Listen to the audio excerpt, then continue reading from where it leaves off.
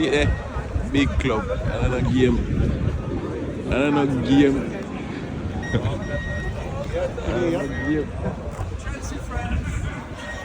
Welcome back, Halftime TV viewers and subscribers, to another big episode. And today I'll be sharing my experience at a Chelsea game. This was my first Chelsea game. I've been supporting Chelsea since the early 2000s, but this was my first time going to watch a game live. For those who know me, they can tell you I've been watching schoolboy football, National Premier League. I've watched the Jamaica national team. I've watched basically all levels of football you can think of, but I've never watched an English Premier League game, and this was my first time. I went to watch Chelsea FC at Stamford Bridge because Chelsea is my team and they've been my team for the best part of 2 decades, really. All right, so before I even go any further into this video, let me say a big shout out to all the Halftime TV subscribers, to everyone who supported us throughout 2024. 2024 so far has been the biggest year for Halftime TV. We amassed well over 2 million views. We got double the subscribers. So I can't go into all the details and all the statistics, but as I said, it's been the biggest year for us, and we're looking forward to building on those numbers in 2025. So big shout out to everyone who made that possible. I've been away for a couple of weeks, and that's primarily because I had some stuff working on for school, etc. It's been a busy semester, last semester for school, but that's behind us, and we're looking forward to doing a lot of work for the next couple of months. All right, so let's get back to the experience. All right, so we went to Stamford Bridge. I didn't get the opportunity to buy the regular tickets that were available to the general public, so what I had to do is buy a Chelsea membership. So if you're going to England, if you're gonna watch an English Premier League game, be sure to purchase a membership for your team, because if you don't purchase a membership and you don't get the general admission tickets, then you won't be able to buy a ticket. So whether it's Arsenal, whether it's Tottenham, whether it's Liverpool, whether it's Manchester City, Manchester United, you name it, you need to purchase a membership for the team you support in order to be able to buy the tickets for the games. I hope that makes sense. All right, so I purchased the membership because I didn't get access, or I wasn't aware. Well, to be honest, I was aware, but I just didn't remember when the tickets for general admission went on sale. So I had to purchase a membership, which ran me about maybe 70 Canadian dollars. Now, following that, I purchased tickets for the West View for the stands. Now, the West View is kind of like a new stand, or a new section of the stand that's been renovated, I want to say.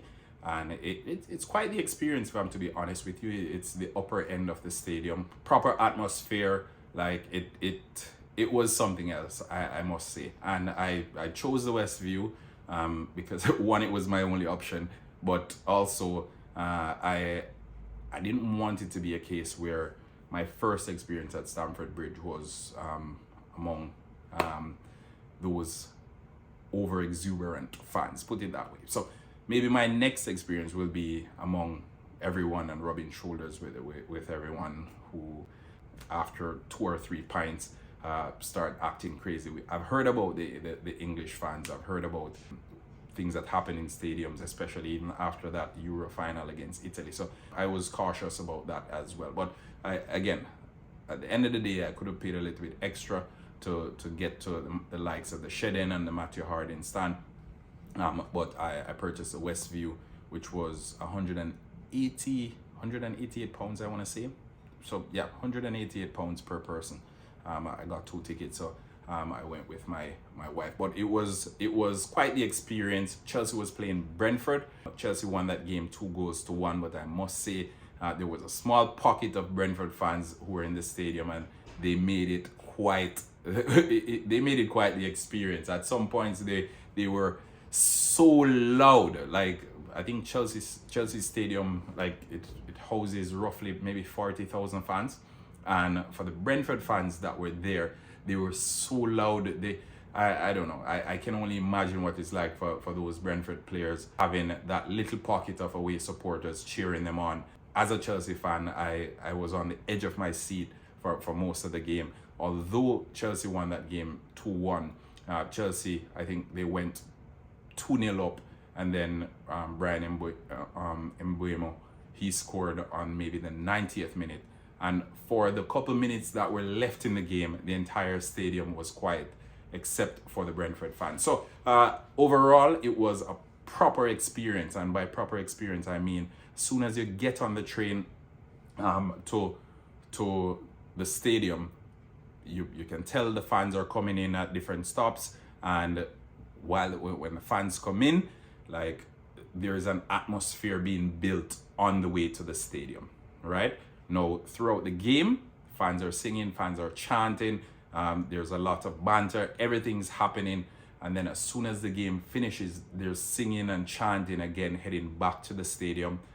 Also on the train, singing, chanting until those folks exit the train. So Fabregas is magic! He wears the magic hat! He wears the Russell, but he gets no fun hat!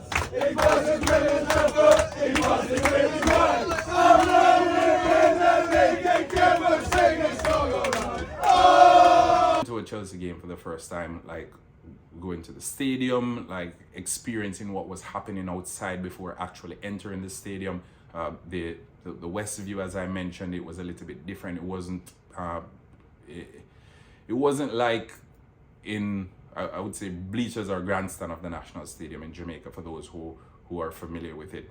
But there was kind of like a lounge experience. You felt a little bit different. There were a ton load of big screens up there. You could purchase drinks, you could purchase food, you could sit and watch the big screens for the other games. I think Manchester United and Manchester City were playing that same day. Manchester United subsequently won that game, and that was prior to Chelsea's game. Fans were sitting there, fans were having their drinks, having their food, having the time of their lives, meeting new Chelsea fans from all around the world.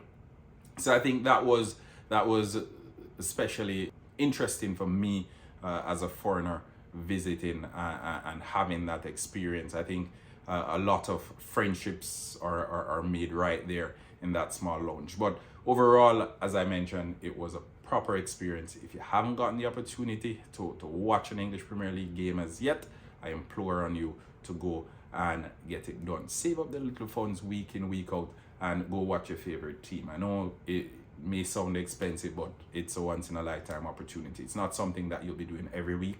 So I encourage you to go and get it done. Mind you, if you go and you watch a team and your team loses, I imagine it will be painful to consider that, hey, I spent so much money and my team lost. For me, luckily, Chelsea won that game. Point to note, they haven't won a game since that game. So they haven't won a game since that game. So I'm led to believe that I brought that little bit of luck, or I brought that little bit of bad luck, as Jamaicans would say. So either way, I'm happy that when I went there, they won. For the rest of December, they didn't win a game. The start in January, still haven't won a game. So again, I was there just before they had that dip of form. But overall, it was exciting, it was exhilarating, and it was a fantastic experience. I would implore everyone to go and watch their team. Chelsea Football Club is my club. What is yours? Please let me know in the comment section. And remember, it's a once in a lifetime opportunity. I may be the reason Chelsea hasn't won a game since December, but regardless, the experience was worth it for me. So I'm gonna ask you, the viewers and subscribers, a question. What is your favorite team in the English Premier League, and would you be interested? Is watching your team something that you have considered?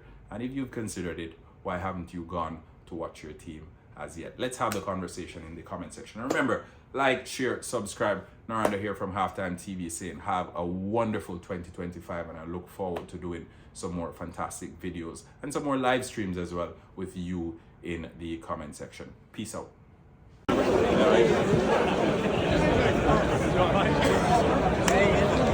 Well,